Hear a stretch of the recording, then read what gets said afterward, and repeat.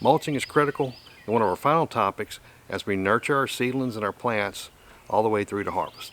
Hey guys, this is Daryl, Louisiana Simple Living. Thanks for coming out to our channel again today. We're out in the garden. Yeah, and this video is the 11th in my series on Spring Garden 101, which supports my goal for 2021, which is to get 1,000 of you viewers out there to go ahead and start a new backyard organic raised bed garden. We're starting to get a little bit of growth on it now, so the next step in the process is to go ahead and mulch around the plants, and that gives a lot of benefits from a growth and health standpoint. But let's go ahead and get into it. All right, before we go and do anything else, let's go ahead and take a look at our new 4x5 raised bed garden that we've covered all throughout the Spring Garden 101 series.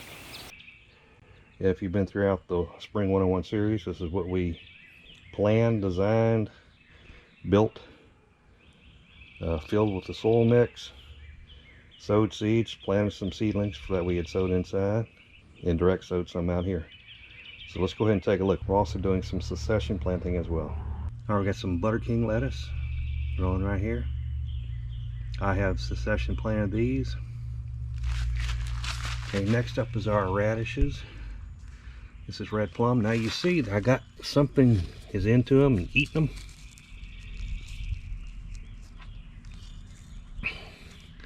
Hadn't found what's doing it yet, but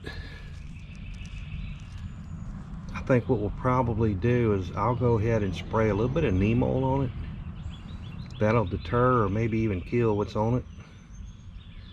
And it's not going to hurt the radishes. You can tell kind of down in that area. That's a pretty good sized radish already. They grow very fast. All right, the last time we looked closely at these green onions, I had planted them and they were no more than about 1 inch tall. Right, so this is, if you kind of look right here, this is where it was cut off. So you can see I got all this good growth going right here. And these are just green onions from the supermarket. Use everything but about the root and about the last 3/4 of an inch or 1 inch and plant it. It'll grow for you.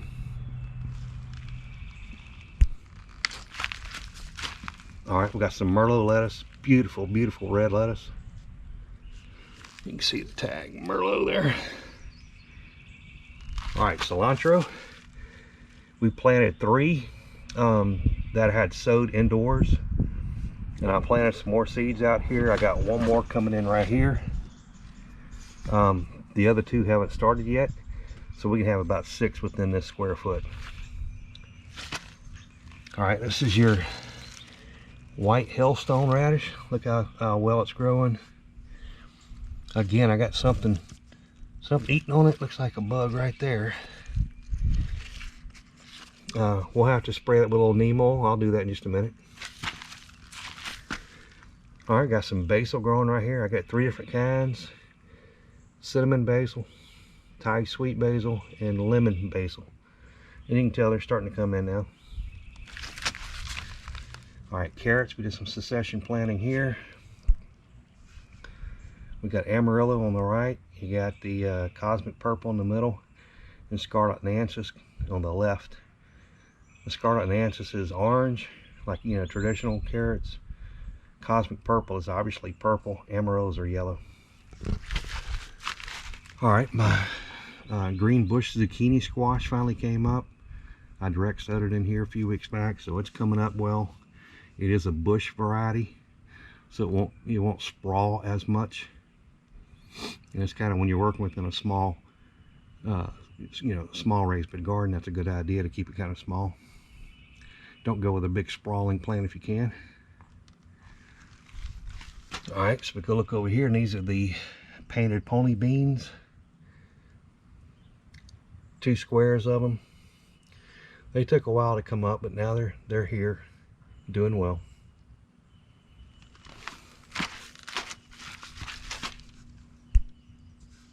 All right, so here's our Black Beauty eggplant. It's growing after planting it. Okay, back here you got Craig's Grande jalapeno plant. You have the marigolds here. Just good to have a pollinator, as well as they do deter some bugs. Here's a purple beauty pepper. That's basically a sweet bell pepper.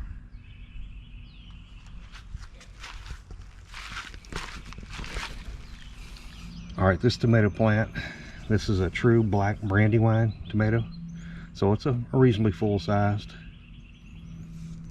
Okay, in this back left corner we have some Market More 76 cucumbers. Those are coming in real well.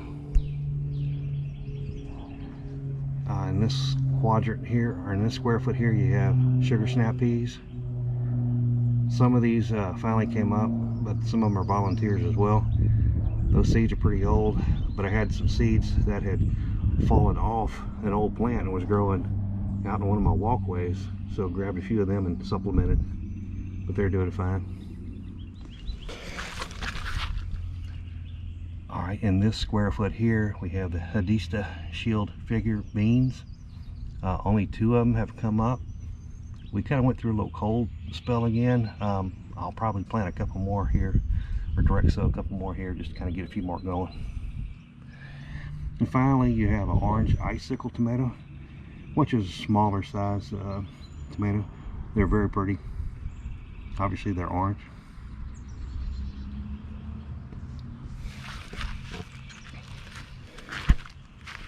And what you also see, of course, is I put out the drip lines, which is connected to my water line here, and that's tied into a timer, an automated timer, so they get watered daily. As you can tell, they're doing pretty well. So the next step, what I'm going to do is I'm going to go ahead and do some mulching where I can. Still got to have some of these plants get a little bit taller, but you can go ahead and start mulching. Then I'm going to actually come back and spray a little bit of neem oil, specifically on the radishes and some of the bush beans. Looks like they're getting eat up a little bit. The next step we need to take is go ahead and mulch around our plants in our 4x5 raised bed as much as we can. Again, not all the plants are high enough, and you got to be careful around some of the lettuce and things that grow real close to the ground. We'll go ahead and put some mulch in around the plants, and then we'll add some additional mulch as the plants mature and grow up. Don't forget about the clear benefits of mulching. I've covered that in quite a lot of detail on a previous episode, and I'll put it down here below. So it helps retain moisture. It'll actually reduce evaporation by about 33% per the LSU Ag Center, and it keeps the plant healthier by keeping the rain splatter that hits the actual plant, which is a heavy contributor to disease, whether that be from a fungus or from a virus. In many cases, that fungus is in the soil, and when the rain hits, it splatters it, which would splatter those fungal spores up onto the bottom of your plant, which will cause disease. So this actually helps keep your plant healthier. And it reduces the weed growth in your raised bed by basically trying to knock out all the sunlight from getting through to the soil, which is where your weeds are going to germinate and come up. And leaf mulch specifically assist in getting beneficial bugs in your soil. So the main thing you think about is earthworms. Earthworms love leaf mulch. You put leaf mulch down, it just creates a perfect environment for them, and it'll attract them into your raised bed, which is great for your soil. And it provides organic-based macro and micronutrients to your soil. So when you put down your mulch, at the end of the season, you stir that back in and allow that to decompose over time in your soil. So it's a clear benefit there as well. All right, so it's time to go ahead and start mulching. We can go ahead and mulch pretty good around the tomatoes, some of the beans. I got a few more beans that are planted in here. I'm gonna wait and see if they come up. But we'll go ahead and mulch what we can. This is chopped up leaves, leaf mold, chopped up leaves, and a little pine straw. But you want plenty in here. But you do want to keep it directly off of the plant base.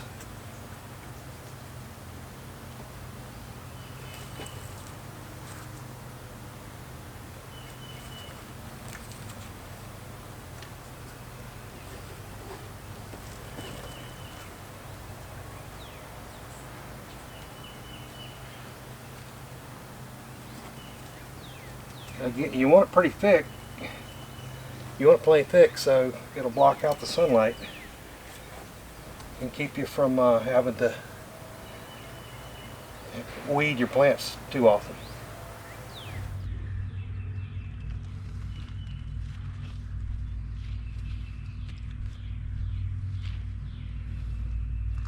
And you want to mulch over the your drip hose too.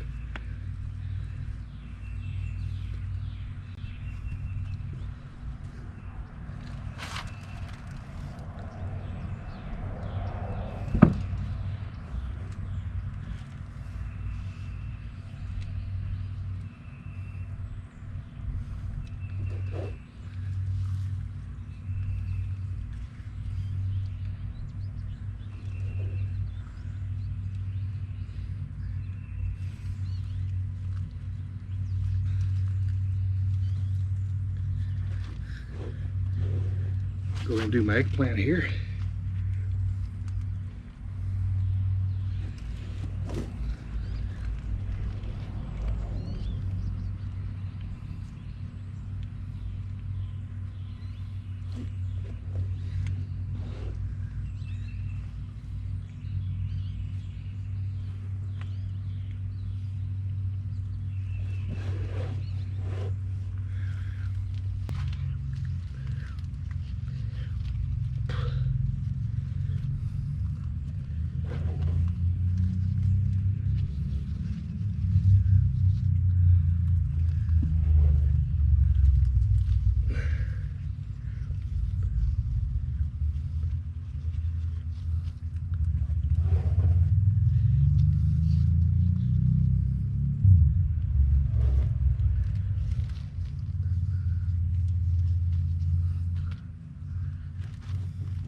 All right, so you can look what I'm doing. I'm not trying to get up against the stem or have anything touching it, but everything around it, you want about 2 inches or more of your mulch. Same thing with the Greg's Grande jalapeno. There's the Black Beauty eggplant. All right, so let me go finish up. All right, continue mulching over here on this side. We got a pepper here. That's that Purple Beauty pepper, sweet bell pepper.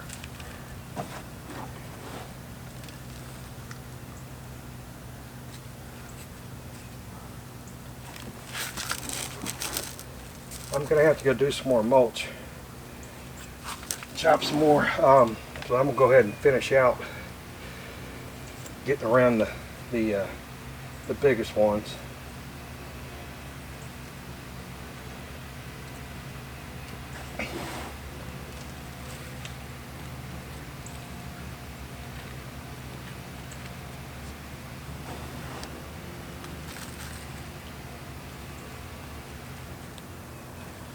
And again, if they're not very tall off the ground, you don't want to put any in here anyhow.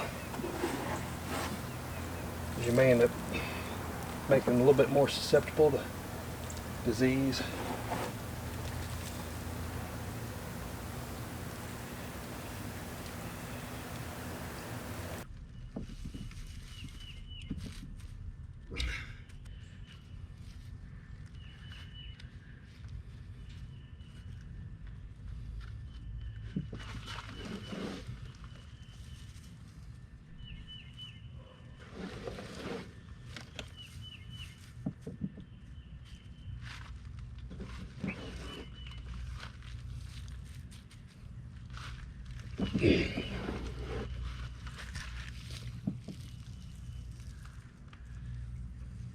All right, that's gonna be good for now.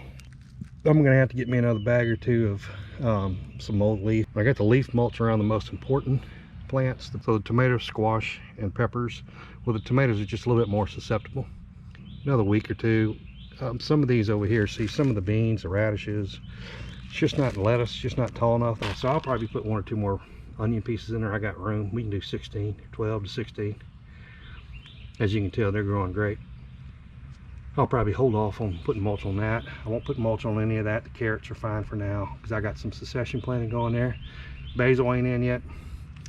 Cilantro, I got these coming in here. But still, I want 1 or 2 more plants in here. The beans, I got some of them. This Hadista shield figure pole beans. I got a couple more I'll put in. We'll see if they come up before I mulch over them. Peas, I could probably mulch. I'm just ran out, so I'll have to make some more, and we'll do some more mulching here over the next week or two. All right, I mentioned earlier when we were looking at the radishes, looks like there's some bugs kind of getting into them, and then some of the bush beans as well. We talked last episode about being organic, so what I'm going to end up using is neem oil in this case, mixed in with the right ratio of water in my pressure sprayer, and I'll come out and spray it. All right, neem oil does come from a tree originally from India, and all we need to do is take that neem oil and you mix it in, and it's kind of a concentrate. You mix it in with water in your pressure sprayer, then you apply it to the plant. Make sure you apply it on the top as well as the underside of the leaves as well. And remember, neem oil does provide 3 different distinct advantages. Number 1, it deters and or kills in some cases some of the bad bugs. It also does help protect against fungal and virus infections. So it does help from keeping your plant healthy as well. And please note, it's not harmful to beneficial bugs. But look, if you got a bee sitting on a flower, you don't want to take neem oil and go spray it directly on that bee. It probably won't kill him, but it won't be good for him either.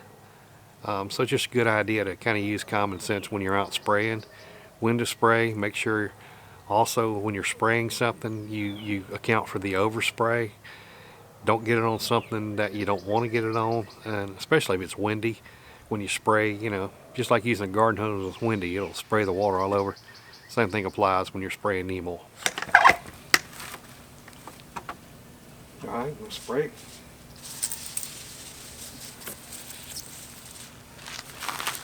You just want to kind of make sure you put your tip down low so you're getting up underneath. That's where they're hiding anyhow. I did the radishes, and I'm going to go ahead and do the beans.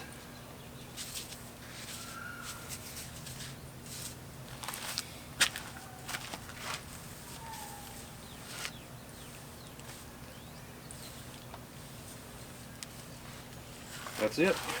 Hey, thanks for joining me here again at Louisiana Simple Living. I hope you've enjoyed our Spring Garden 101 series thus far. We'll come back and provide a couple of updates on our garden, and if you got any questions, hey, put questions down below, and I can cover that on the channel if you got any questions. All right, we got a lot of exciting videos coming up in store for you. We're going to be having a giveaway here pretty soon, probably when I get to close to 275 subscribers. We'll do a little quick giveaway. We're also going to do a little series on herbs. Planting your herbs with a used container, a herb rack. Heck, you can even do them inside on the windowsill. And of course, we've done some herbs out here in the garden, like cilantro, basil. So we'll cover a little short series on that. I got another great video on a great way to organize and store your seeds in your seed packets, right? So I got tons of seed packets over the years. I've used different ways to try to organize, so I'm going to show you out a really, really cool way to do that. And we'll actually go through the process together. Look, if you haven't subscribed as yet, please subscribe, ring the notification bell, and like this video. We appreciate it tremendously, you spending the time coming and watching what we're putting out on Louisiana Simple Living. I hope you enjoyed it as much as I do putting these episodes together. And just a reminder, make memories now, don't put it off. Make memories with friends and family now rather than later. And as always, I'll see you on the next video.